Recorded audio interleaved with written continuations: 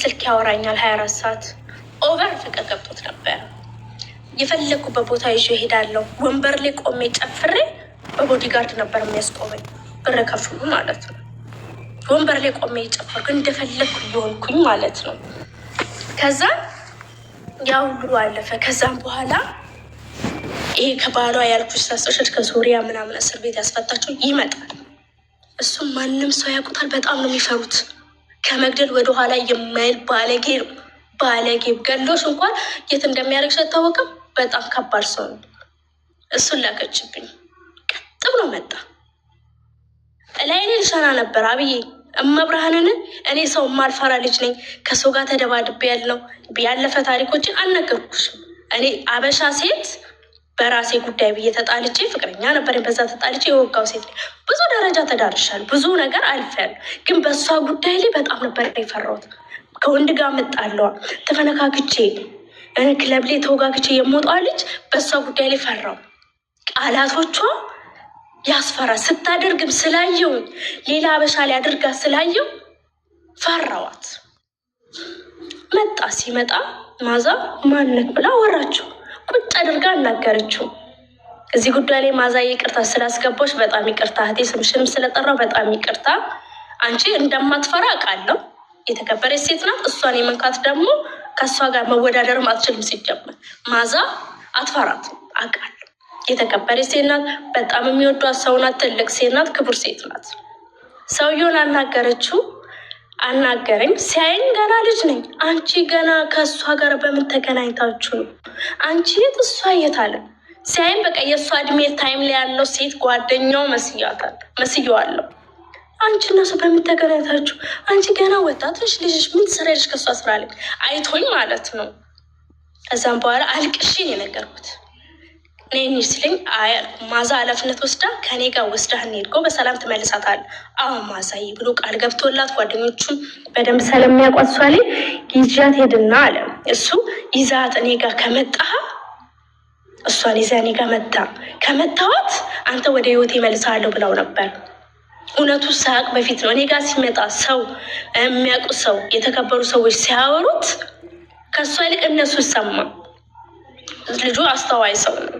የፈለገ ነገር ያደርግ እንጂ አስተዋይ ሰው ነው። ከዛም በኋላ ይዞኝ ሄደ።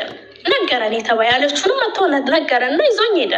ሄድኩኝ። መጣማ ስትጠጣ እዛው ያላት እላይ ይዞኝ ወጣ። ውጭ ያላት እሷ እላይ ያወጣ። ዞላ ልታንቀይ ስትል እጅሽን አላት። ቁጭ በይና ተነጋገሩ አለን። በአማርኛ ስናወራው ነው። በአማርኛ በአረብኛ አልኳት። ስለ ቪዲዮ ብታወሪ እገልሻለሁ አለች። አላወራም። ምንድነው ከኔ የምትፈልጊው አልኳት። ምንድነው የምትፈልጊው? ከአንቺ ብዙ ነገር የምፈልገው ነገር አለ። ተመለሽ። አልመለስም። ገበያን ሁሉ ወስደሽ ሄድሽ፣ እንደዚህ አድርገሽ ባሌንም ወሰድሽ። ማን ነው ባልሽ? የአንቺ ባሎች ስንት ናቸው? ይሄም ባሌ፣ ይሄም ባሌ፣ ይሄም ባሌ፣ ይሄም ከሩፌ። አቢባ መብራለ ከአንቺ ጋር የሆነ ሰው ከተቀመጠ ከሩፌ ነው ብላ ነው ትጣለሽ። ያ ሰው ከተቀመጠ ከሩፌ ነው ማለት ውሽማዬ ነው እንደማለት ነው። በቃ የኔ ያ ሰው እኔ የምግጠው ሰው ነው። በቃ እኔ የምቀባበለው ሰው እኔ አብሬው ሰው ልንገራቸው ከሩፍ ማለት ጋይስ በግ ነው። ከሩፌ ነው ማለት የኔ በግ ነው። በጌ ነው። አትንኪብኝ። እዛ የምንጠራው ቃል እዛ መጠጥ ቤት የሚመጣ ወንድ እሷ አብራ ከተቀመጠች የኔ ነው፣ የኔ በግ ነው ብላ ስትል አንቺ ብዙ ናቸው በምን ለያቸው አልኳት። ከዛም በአህመድ ጉዳይ አጥብቃለች። አህመድም ማናገር ትችላለሽ። ስልኩም የላትም በዛን ሰዓት እንኳን ልታናገር ስልኩም የላትም። ከዛም በኋላ እሱ አለ አንቺን መጠገባ እንዳደርሽ እሷ መጠገብሽ አደርስም። ችግር ነገር ብትሆን አለቅሽ ልትመታ ስትል ዋኬን ያላት ወደዛ አረጋት። ይዞን በክብር እንዳወሰደኝ ከእሷ ጋር ሳትነካኝ በክብር መለሰኝ። አምጥቻት ደበደብኳት ምናምን ብላ አወራች። ታውራ እባክሽ ተያታለኝ። እኔ እሱ ሳይሆን እኔ ህይወት የመትረፉ ነው። በቃ ደስ ያለኝ ገባሻ ብዬ ከዛም በኋላ ትንሽ ያልኩን ከአህመድ ጋር እየወጣሁ መዝናናት ጀመርኩ። አይቼ የማላውቀውን ነገር አየሁ። ከዛም በኋላ ነገሮቹ ሳይ በቃ እየፈራው መጣ። በህልሜ በቃ ምሞት ይመሰለኝ። ወደ ተመዘገብኩልሽ የልመና ማርታ ነው ማነው ሚራት አለች ቢሮ እዛ የምትሰራ። በቃ እኔ ልሞት ነው። ወደ ሀገር ያስገቡን። ፍርሃት እየተሰማኝ ነው። ቀንና ሌሊት እየጨቀጨኳቸው በኤምባሲ ቀንና ሌሊት እየጨቀጨኳቸው እመብርሃን 2 ወር የበለጠ ማለት ቁም ስቃሴ እየደወልኩ በቃ ካልሄድኩ ብዬ አብጄው ብዬ ነው እመብርሃን ክብሪቷ በጣም አመሰግናለሁ የኔ ውድ እህት። ክበሪልኝ እህት አለሜ፣ እድሜና ጤና ይስጥሽ፣ ክፉ አይንካሽ። ዛሬ አሁን ጌም ተጫወትኩ አልተጫወትኩ ብዬ ስትረስ አሉንም ባይዘዌ በጣም ስትረስ ነበርኩ። ጌም ካልተጫወቱ ፍራግመንት ሉዝ አደርጋለሁ ብዬ እሱ በቃ አምሴፍ ነው። ቴንኪዩ በጣም አመሰግናለሁ። ክበሩልኝ እህት ወንድሞቼ። የምትተረጎም አይደለችም። በጣም ተናድጃለሁ። በጣም አዝኛለሁ። ስሜታዊ ላለመሆን እና ቪዲዮ ላለመስራት በጣም ተጠንቅቄያለሁ። ለምን ህጉን ስለማውቀው። ግን ህጉን ግን ለሁሉም ችግር ውስጥ የሚከት ነው እና ትክክል አይደለም። ቤሩት ማለት ነው ከዱባይ ትበልጣለች ህጓ። እጃቸው ላይ አትግቢ፣ እግዚአብሔር አያስገባሽ። ከገባሽ ግን የሚያውቅ ያውቋል። እስር ቤት ሄደው የጠየቁ ሰዎች ወይም ደግሞ እስር ቤት ገብተው የወጡ ሰዎች ወይም ደግሞ እስር ቤት ገብተው ወደ ኢትዮጵያ የሄዱ ሰዎች ያውቁታል። እና በዚህ ደረጃ የምትመዘን በዚህ ደረጃ የምትገመት አይደለችም። እና በማስተዋል እንድንረማመድ ነው። ሌላ ይሄ ባዕድ አምልኮ እንግዲህ ሰው ፈቅዶ ራሱ ከሄደ አንድ ነገር ነው። ግን በዚህ መንገድ ግን በሃይማኖት ተቋም ወይም ደግሞ እኛ በምንኖርበት ኢትዮጵያውያን ከሀገራችን ስንመጣ ሁላችንም በሃይማኖት የምንኖር ሰዎች ነን። ሁላችንም በዚህ ደረጃ የምናወራ ስለ ወሲብ ወይም ደግሞ ስለ መጥፎ ቆሻሻ ነገር የምናወራበት መድረክ አይደለም። ወስነው ከመጡ ምንም ጥርጥር የለውም በደቂቃ ነገሮች ሁሉ ይጠናቀቃሉ። እኔ በደንብ ህጉን ጠንቅቄ ስለማውቅ ነው። ናዝኛለሁ። ግን ምን ለማለት ፈልጌ ነው? ራሂል የታለች? በምን ይቅርታ፣ እንዴ ኮሜንታተሮች ራሂልን እያስፈራሯት ነው እያሉ ነው፣ አስገቢያት እያሉ ነው። የታለች? ሪቾ የት ነሽ? ማን ነው የሚያስፈራራት? ትግባና ትናገር። ሱሱ ቁጥሯን በውስጥ ላኪልኝ፣ ዋትሳፕ ላይ ቮይስ ላርግላት። እሺ አቡዬ። እና ምንድን ነው አቡዬ፣ አንቺ እንግዲህ የሚዲያ ሰው ነሽ እንደምታውቂው 23 ዓመት ሙሉ አንዲት ኢትዮጵያዊ ሴት ታስታውሺ እንደሆነ በቅርብ ማለት ነው አንድ ፓይለትን እዚህ ቤሩት ውስጥ አስተምራ በራሷ ልጅ ማለት ነው ባሳደገችው 22 ዓመት ሙሉ እዚህ ቤሩት ውስጥ ቁጭ ብላ ያሳደገችው ልጅ እዚህ በሰው ቤት እየሰራች ማለት ነው ወደ ኢትዮጵያ ይዟት ሄደው የራሷ ያሳደገችው ልጅ ፓይለት ሆኖ ወደ ኢትዮጵያ ወደ ሀገሯ እናቱን ይዞ የሄደበት ነው። ገብቶሻል? ቀላል ታሪክ ያለበት አይደለም። ቆራቢዎች ያሉበት፣ ሰጋጆች፣ እንደገና ቁራን የሚቀሩ በጣም ስነስርዓት ያላቸው ሴቶች ያሉበት አገር ነው ይሄ ቤሩት ማለት። እንደገና የሃይማኖት ነፃነት ይኑር ከጥግ እስከ ጥግ ከላይ እስከታች እንሂድ እንጂ በጣም ነፃነት ያለበት ስነስርዓት ያለበት ነው። ግን እጃቸው ላይ ከገባሽ እግዚአብሔር እውነት ነው ነግሽ አያርስብሽ። በቃ በጣም ከባድ ነገር ነው እና እኔ እንዲህ በዚህ ደረጃ እንዴት ትርጉም ተሰጥቶት እንደዚህ ደረጃ እንደዚህ መውረዳቸው በራጡ በጣም አዝናለሁ። አንዲት ሴት እንደዚህ ልደረግ ስል እንደዚህ ተደርጎ እንደዚህ ልደረግ ስል እንደዚህ እንዴት እንደዚህ አይነት ነገር ቤተሰብ የላቸውም ወይ እነዚህ ሰዎች? ከዳር እስከ አሁን እኔ የአብነት ልጅ ነኝ ብዬሻለሁ። እንግዲህ አንድ አካባቢ ልጆች ነን። እንግዲህ የአብነት ልጅ ማን የአንቺና የእኔ አባት እና የአንቺ አባት እኮ እኔን ተቆጣጥሮኛል ወይ አንቺን ተቆጣጥሮሻል፣ የኔ አባት ማለት ነው፣ ሳናውቀው ማለት ነው። በሚዲያ ሲያይን ምን አይነት እንደዚህ አይነት የሚናገር ልጅ ወለድክ ብሎ አንዱ ለአንዳችን እኮ የምንዋቀስ ነው። እንዴት በዚህ ደረጃ ወረድን? ለምንድን ነው 16,000 ሰው እያየን በዚህ ደረጃ እንዴት ሚዛናት? በጣም ነው ያዘንኩት። ግን መሬት ላይ ያለው እውነት ግን ሌላ ነው። እባካችሁ በወላዲተ አምላክ እንዲሁ ስለምትወዱት አላህ ብላችሁ በዚህ ደረጃ አትውረዱ። እንደገና ደግሞ የሆነ የሙት መንፈስ ወይም ደግሞ የሚሞት ሰውም እንዳለ ነው የሚገባኝ። እንደዚህ በዚህ ደረጃ ከተነኳከሱ ሌላ አይዳ አለ። ምን አለ መሰለሽ አቡዬ፣ ታውቂያለሽ፣ እኔ የአማኑኤል ልጅ ነኝ፣ የቅዱስ አማኑኤል ልጅ ነኝ። ሰይጣን ካደቆነ ያቀስሳል የሚባል ነገር አለ።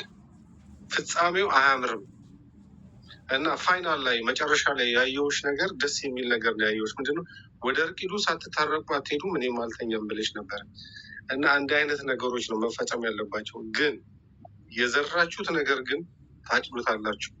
በጣም የሚደብር ነገር ነው ያጨዳችሁ የዘራችሁት። ለምን በቢዝነሳችሁ ቢዝነስ ማኖች ፀጉር ቤት ያላችሁ ምግብ ቤት ያላችሁ የዘራችሁት ነገር የሚደብር ነገር ነው። ምን ማለት ነው? እናንተ ቤት ምን ብሎ ይምጣ አንድ ሰው?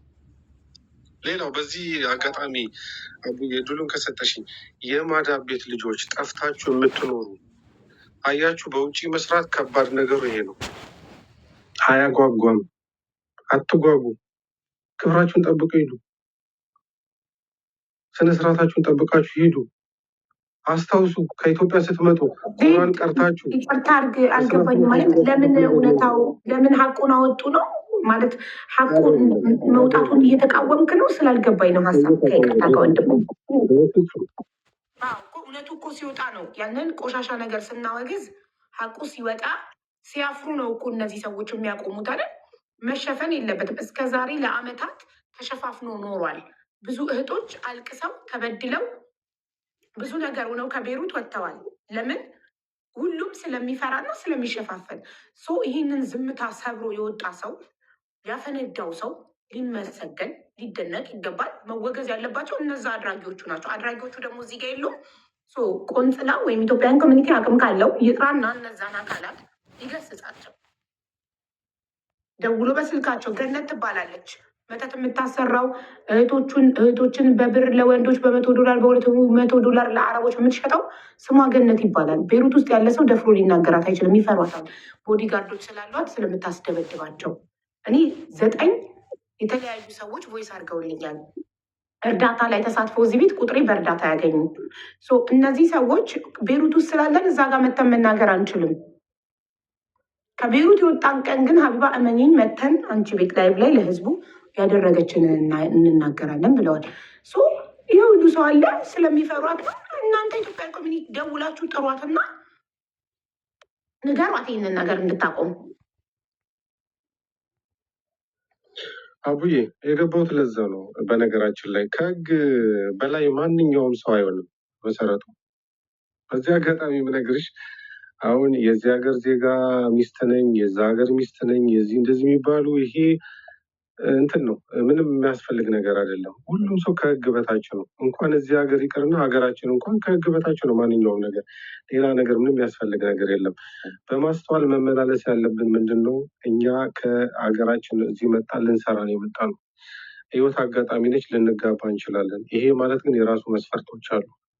ስህተት ውስጥ እንዳንገባ ምንድን ነው የሚባለው ለአጢያን የሆነው ለጻዲቅ እንዳይፈጠር በማለት እንጂ እንደዚህ አይነት ነገሮች ውስጥ መገባት አይፖርት ማለት እሱ ሪችን ደውይላትና ዋትሳፕ ላይ ቮይስ አድርጌላት አላየችውም። ደውይላትና ነይ ቢያት።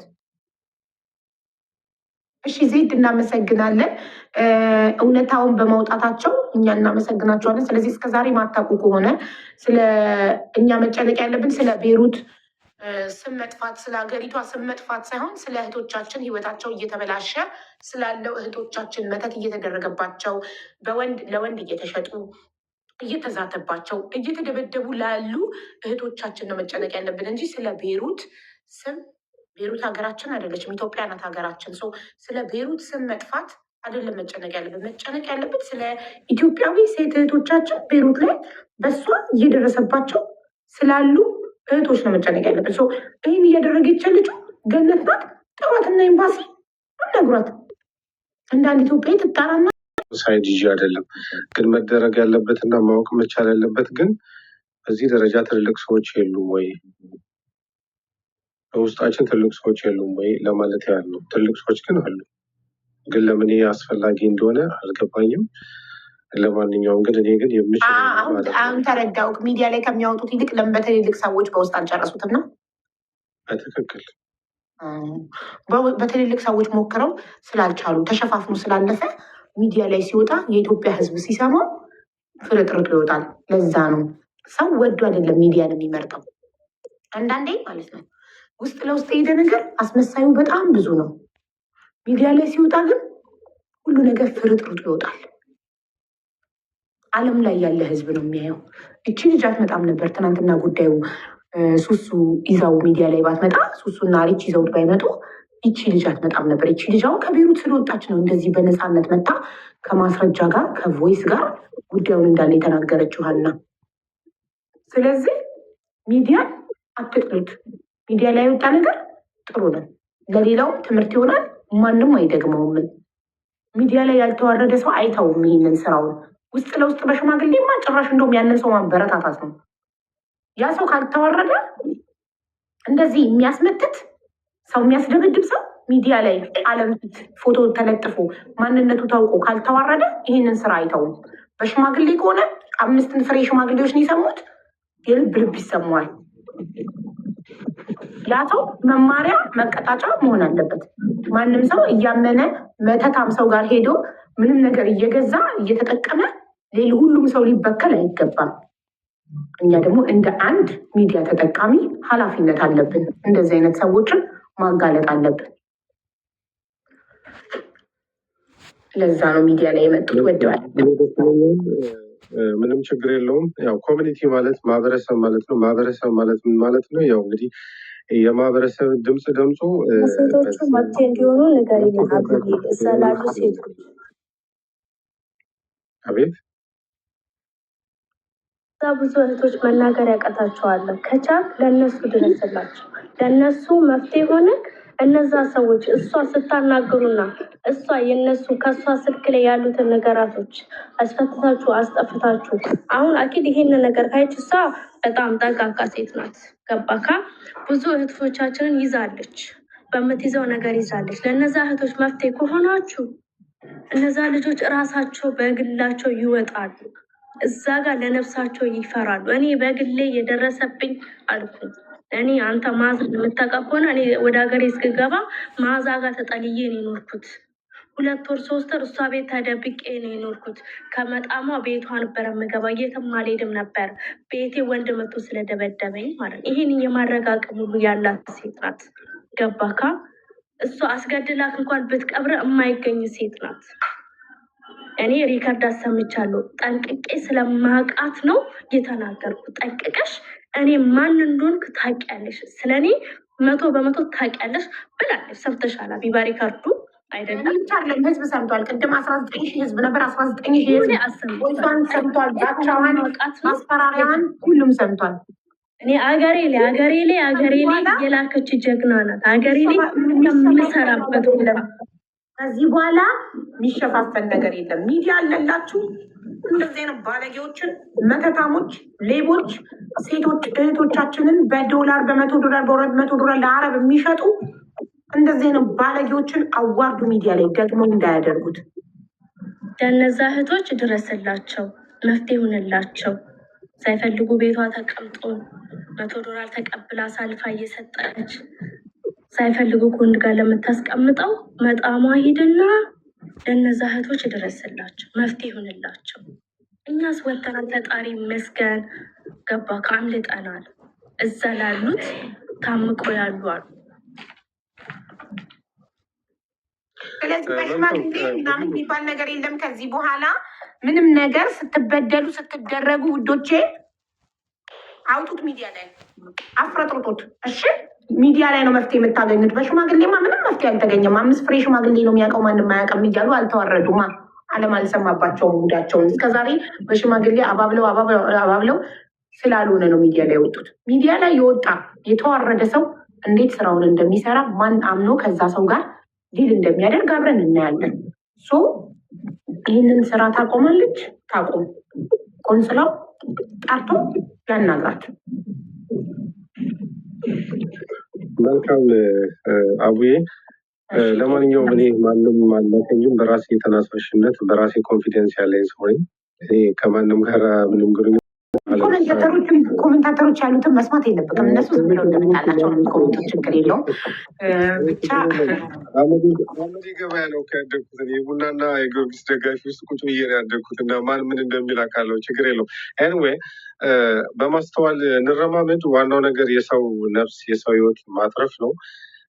ከዛ ባሻገር ግን ቁጥር ብዙ ተደውሏል። ማቀው አውቀዋለሁ፣ ግን 2 ፕራይቬት ስክሪንሻት አድርጌ ልልክልሽ እችላለሁ። ፕራይቬት አናውን ነምበር ነው የሚለው፣ አናውን ነምበር 0 ነው የሚለው። እሱ ቁጥር ተደውሏል፣ አላነሳሁም እስካሁን። እንግዲህ ያስፈራራኝ አካል የለም። አለበል ለእኔ ውሸት ነው የሚሆነው። ግን ታምጥታው ነው እነሱ በቪዲዮ ክፈች እስኪኒሽ ይኸው እንደምታይኝ ሻሻ ስሬ ሁሉም ሲደውል አይቼዋለሁ። ግን ሱሱ ስትደውል ምንድን ነው ደግሞ ብዬ ነው ያነሳሁትኝ። አንቺንም ሚሴ ገነት እየሰታችባቸው ነው ሀቡ ያስፈራራኝ አካል የለም። እስክሪንሹት እልክልሻለሁ። ሀቢባ ዛሬ በቃ ቀፎኝ እንጀራ መብላት ፈልጌ ሳልበላ ነው የዋልኩት። እግዚአብሔር ምስክሬ ነው። ይህን ሻሽ ከጭንቅላቴ ሳልፈተው ተሳቀቅን። ሀቢባ ተሳቀቅን። እኔ የተሳቀቅኩ በቃ እኔ በበኩል የተሳቀቅኩኝ ግን እኔ ደስ ያለ የዘች ልጅ ሀቅ እንኳን ወጣ።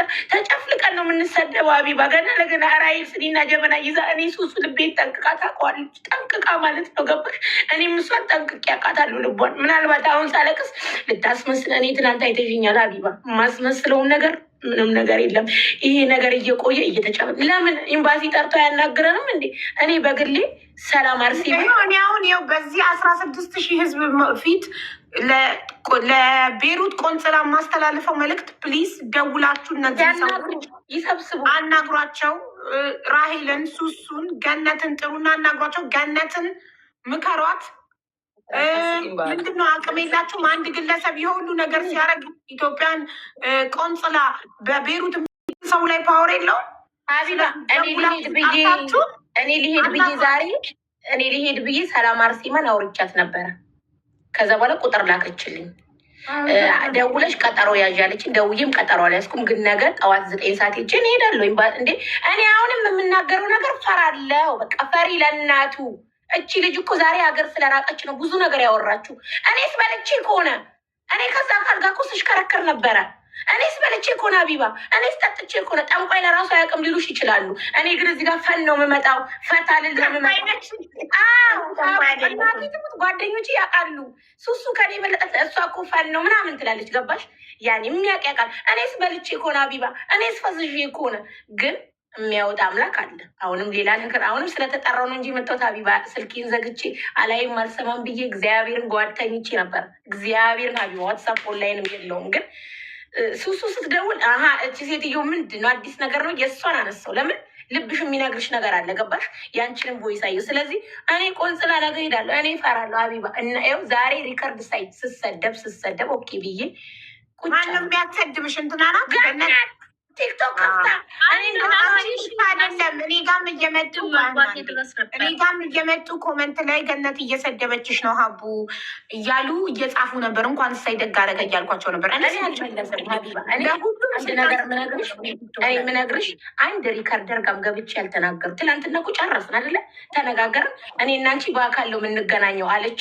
ከዛ በኋላ አላናገረችኝም፣ አልደወለችልኝም። እኔም ስሟን አላነሳውም፣ የማንንም ስም አላነሳውም። ላይቫን ከፍታ ግን ገስት ላይ ደርድራ እቺ በቃ እንዴ የማይወርዱብኝ የለም ሪከርድ። ለምን በቃ ትናንት ለየን አይደለ? እሷም ዝታ ወረደች። ስለዚህ እኔ ከረፈደ ነው ሰላም አርሴማን አወራኋት። ስለመሸ እኔ ነገ ኤምባሲ ሄዳለሁ። ሰብስበው ማናገር ሳይሆን በቃ ሁሉም በየመንገዱ እንዳለው እንገናኝ ምናምን ሁሉም በየመንገዱ ሆነ ጉዳዩን ቆንጽላ እንዲይዘ በቀን ልጅ አቁጣ ሲለው ነው